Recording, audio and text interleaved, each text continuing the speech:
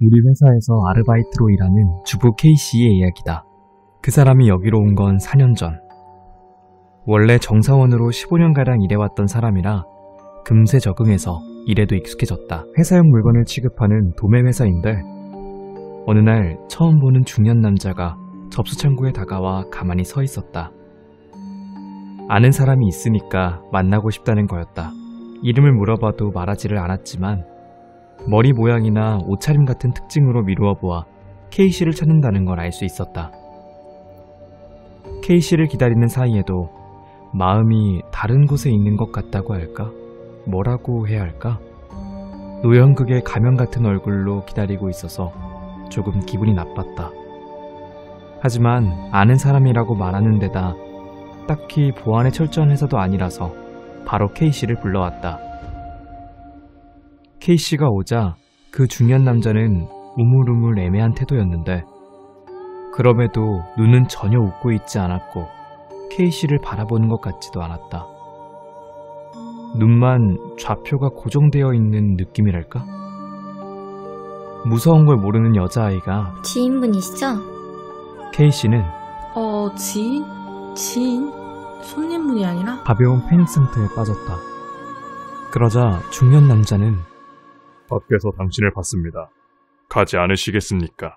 K씨를 데리고 가려 했다. 주변 사람들도 이건 좀 아니다 싶어서 여자들이 웃는 낯으로 적당히 얼버무려서 돌려보냈다. 도대체 뭐지? 저 사람? 하도 이야기를 나누는 사이 K씨도 안정을 되찾았다. 벌써 10년이나 지났나 보네. 하고 알 수 없는 말을 중얼거렸다. K씨는 누가 봐도 그냥 평범한 아줌마다. 모르는 남자가 직장까지 찾아와 구애할 만큼 연예인 같다고 느껴지는 사람이 아니다. 이 사건은 관리자 귀까지 들어가서 회식 자리에서 K씨 이야기가 화제가 되었다. 관리자도 혹시나 무슨 일이 있으면 대비를 해야 한다는 생각이었으리라. 사정을 물어보니 K씨는 가끔 모르는 남자에게 스토킹 당하는 일이 있다는 것이었다. 그것도 어째서인지 10년 주기로. 한 사람에게 스토킹 당하면 그 후 10년간은 별일이 없단다.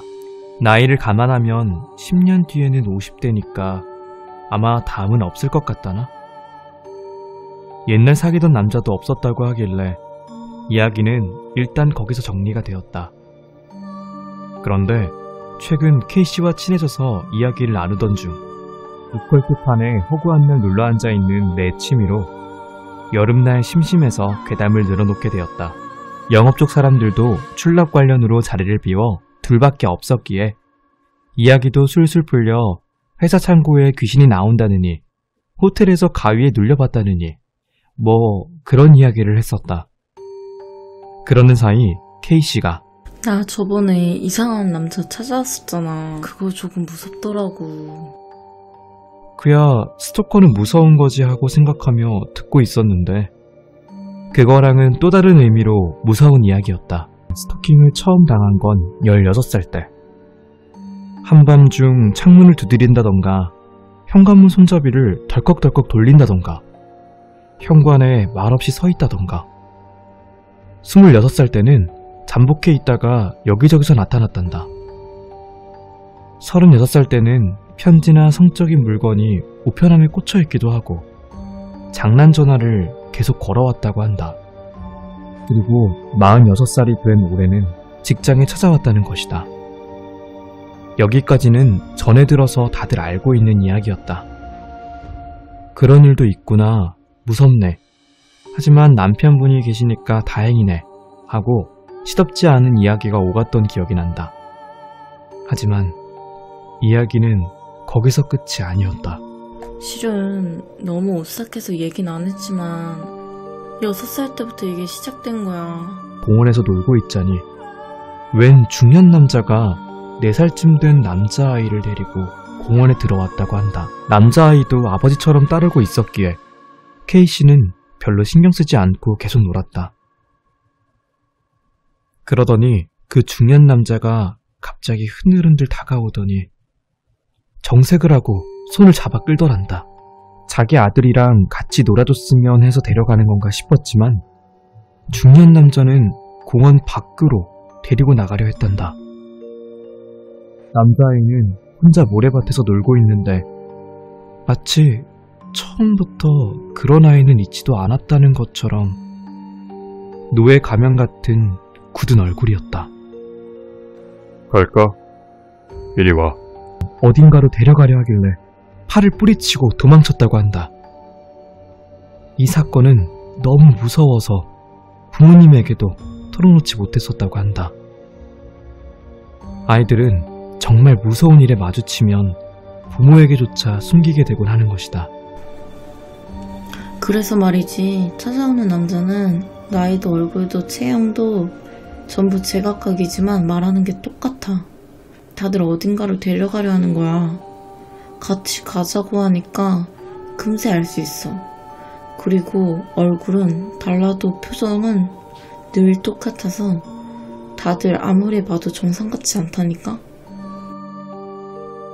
마치 눈먼 좌표가 고정된 것처럼 움직이지 않는 노예 가면 같은 얼굴. 36살 때 걸려왔던 전화도 자동응답기에서 계속 갑시다